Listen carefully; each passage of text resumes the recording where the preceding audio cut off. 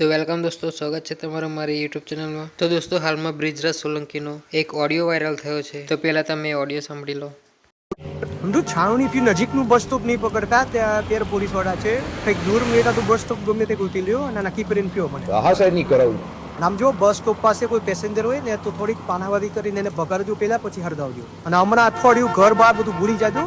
હા એ તો થઈ ગઈ છે વ્યવસ્થા સાહેબ। આમ જો બાકીના જે છોકરાઓ છે ને અહીંયા છાવણીમાં રહેવા જોઈએ દિવસ ને રાત, અને જિલ્લા વાઇઝ જે છે એ બધાને કહેજો કે ત્યાં તોડફોડ ચાલુ કરે। હાર્દિક પટેલ પાર્ટ 2 ખાવો જોઈએ। નેટ બેટ બંધ થઈ જાય 2-3 દિવસ એવું કરવાનું છે આપણે। ઢીલા પડ્યા તો નહીં હાલે, સમજી લેજો। વિરાટભાઈ એ ટાઈમે ને સીસીટીવી નહોતા, હવે થોડુંક અઘરું છે પણ બને એટલું કરાવું। ભાઈ એવા બાના ન ચાલે, ટાઈમ આવે બહાર દેખાવું પડે। લાકડીયું ખાવાની તૈયારી હોય ને તો જ કહેજો। પોલીસ વાળા પછી માસે પેલા આપણા છોકરા લાકડીયું ઠોકવાયા અને 2-3 હોસ્પિટલ ભેગા કરવાના, આને કન હલકામાં નો લે તફે દો।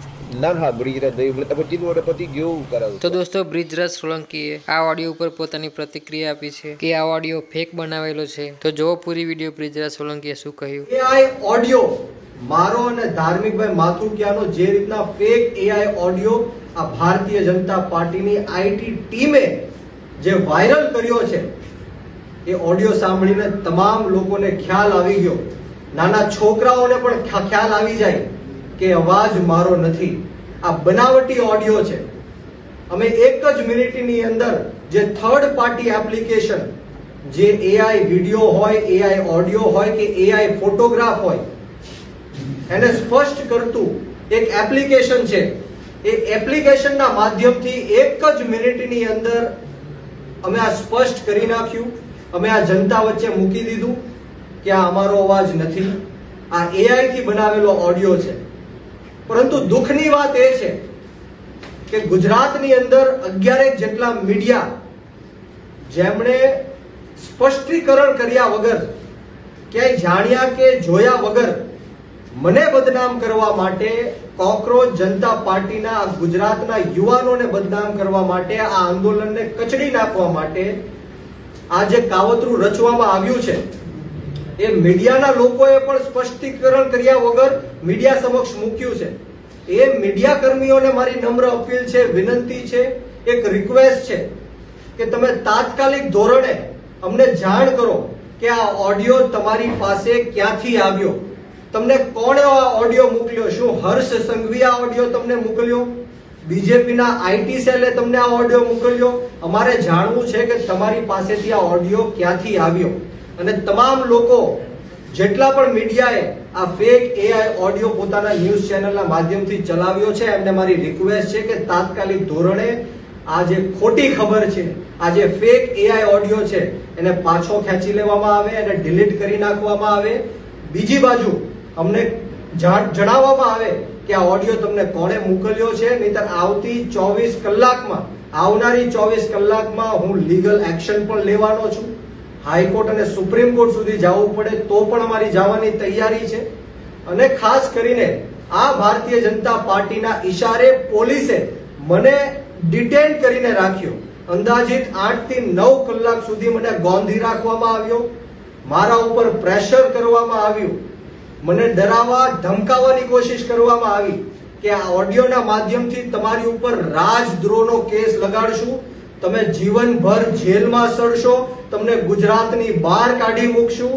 આ રીતના ધાક ધમકીઓ આપીને મને ડરાવવાની અને ધમકાવવાની કોશિશ કરી। પરંતુ આપના માધ્યમથી આ ગુજરાત રાજ્યના ગૃહમંત્રી હર્ષ સંઘવીને કહેવા માંગુ છું કે આમ આદમી પાર્ટીના અનેક નેતાઓ ઉપર તમે આવી રીતના ખોટા કેસ કર્યા, જેલમાં નાખવાના પ્રયત્ન કર્યા, તમે આવા એઆઈ ઓડિયો બનાવ્યા, એઆઈ વિડીયો બનાવ્યા, એઆઈ ફોટોઝ બનાવ્યા। પરંતુ હવે ગુજરાતના યુવાનો જાગી ગયા છે, ગુજરાતની જનતા જાગી ગઈ છે।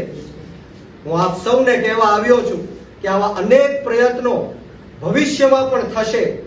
ભારતીય જનતા પાર્ટી જો ડરતી હોય તો એ આમ આદમી પાર્ટીથી ડરે છે, અને ભારતીય જનતા પાર્ટી હારશે તો એ આમ આદમી પાર્ટીથી જ હારશે।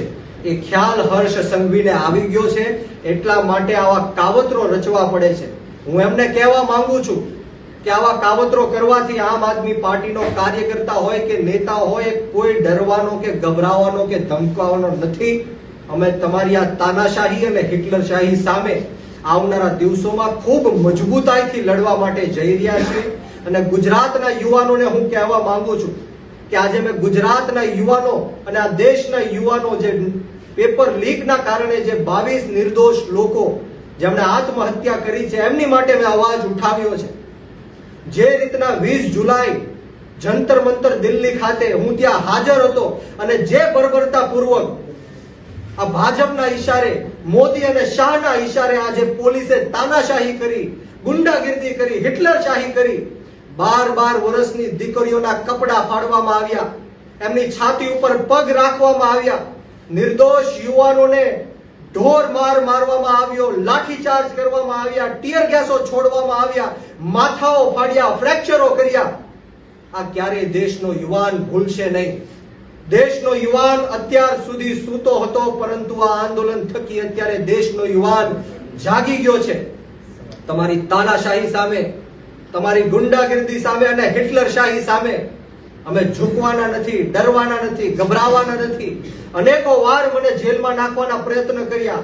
આ પ્રયત્નમાં પણ મને રાજદ્રોહના ગુનામાં ફિટ કરવાની કોશિશ હર્ષ સંઘવીએ કરી છે. ત્યારે આવનારા દિવસોમાં પણ ફેક એઆઈ ઓડિયો બનાવીને, ફેક એઆઈ વિડિયો બનાવીને, ફેક એઆઈ ચેટ્સ બનાવીને, ફોટોઝ બનાવીને મારા ચરિત્ર ઉપર ઘા પહોંચાડવાના ભારતીય જનતા પાર્ટી કરવાની છે. ત્યારે હું ગુજરાતની જનતાને વિનંતી કરું છું, ખાસ કરીને ગુજરાતના યુવાનોને વિનંતી કરું છું, આ આંદોલન આપણા યુવાનોનું આંદોલન હતું અને એના કારણે ભારતીય જનતા પાર્ટીએ ઝૂકવું પડ્યું છે, નરેન્દ્ર મોદીએ ઝૂકવું પડ્યું છે. સોનમ વાંગચુકજીએ જે રીતના 26 દિવસ ઉપવાસ આંદોલન કર્યું, આ એની જીત છે. ત્યારે ગુજરાતના યુવાનોને પણ હું વિનંતી કરું છું કે 34 જેટલા પેપરો લીક થયા, પરંતુ આજ દિન સુધી કોઈ આરોપીને જેલની પાછળ ધકેલવામાં નથી આવ્યો.